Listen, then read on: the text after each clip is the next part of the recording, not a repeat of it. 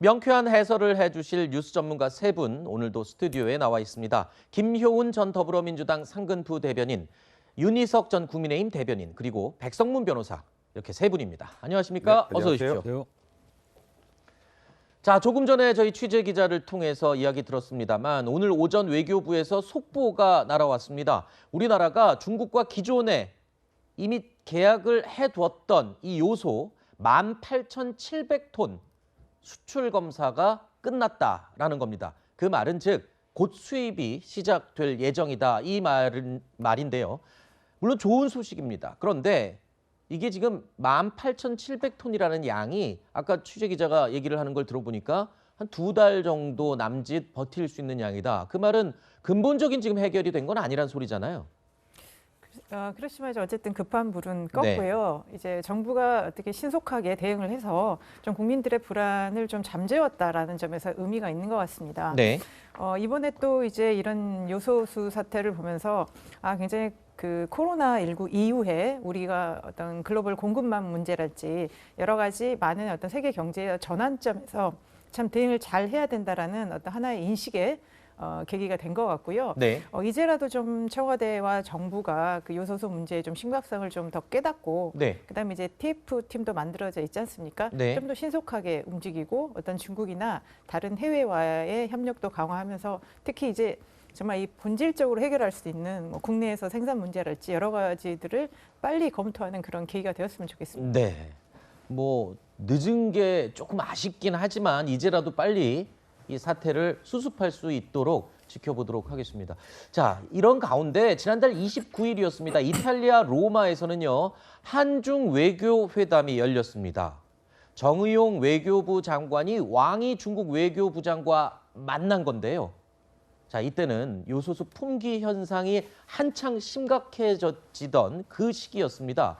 자, 그렇다면 우리나라 외교부 장관이 좀 외교력을 발휘해서 지금 중국에서 들여오는 요소수가 문제가 된 것 아닙니까? 그렇다면 이 자리에서 요소수에 대한 이야기를 좀 꺼냈으면 어땠을까 생각도 드는데, 들리는 말에 의하면 요소수의 요자도 꺼내지 않았다, 이런 얘기가 들리네요. 그렇죠. 이 건에 대해서 어떤 전직 외교관은 외교적 빈틈이 보인 거다 이렇게 표현을 했다는데, 빈틈 정도가 아니라 외교적인 사고예요. 엄청나게 큰 사고고, 일부러라도 만나서 만날 일정이 없더라도 외교장관끼리 중국에라도 가서 우리 외교장관이 중국 외교장관에게 요소수 수입, 수출해주고 수입할 수 있게 해달라 이렇게 부탁을 한 게 당연히 맞는 말인데도 불구하고 네. 다른 그냥 일정이 딱 있었는데도 그 얘기를 아직 안 했다. 네. 지금 이 순간 중국과의 관계에서 우리 국민들이 가장 아쉬워하는 것은 당연히 요소수 문제일 텐데, 그렇죠. 외교장관이 이렇게 얘기했다. 또 통상교섭본부장도 중국 대사랑 만난 자리에서 전혀 이 얘기를 안 했다는 거죠. 아하. 이러려고 외교부가 있는 것이냐, 네. 이런 생각 안 할 수가 없습니다. 자, 이 조금 아쉬운 부분이 자꾸 여기저기서 드러나는 것 같습니다. 한 가지 더 지금 지적이 나오고 있는 문제가 있는데요. 요소수가 아니라 요소 비료 정도의 문제로 생각했었다. 이토록 파급력이 클 줄은 몰랐다. 이게 누가 한 말인지 아십니까? 최근에 요소수 대란의 원인을 기자들이 물어봤는데 이에 대한 청와대 관계자가 했다는 반응입니다. 자, 외교부 등 관련 부처가 초기 대응에 실패한 탓이 크지만 청와대의 이런 인식 자체도 요소수 대란이 벌어진 하나의 주요 원인이 될 수 있다는 지적이 나오고 있거든요. 그러니까 이게 요소 비료 정도라고 생각했지 우린 그렇게 심각할지 몰랐다. 이게 지금 청와대 관계자의 발언이다? 글쎄요. 사실 많은 국민들이 이번에 요소수가 뭔지 정확하게 좀 아셨을 것 같은데, 네.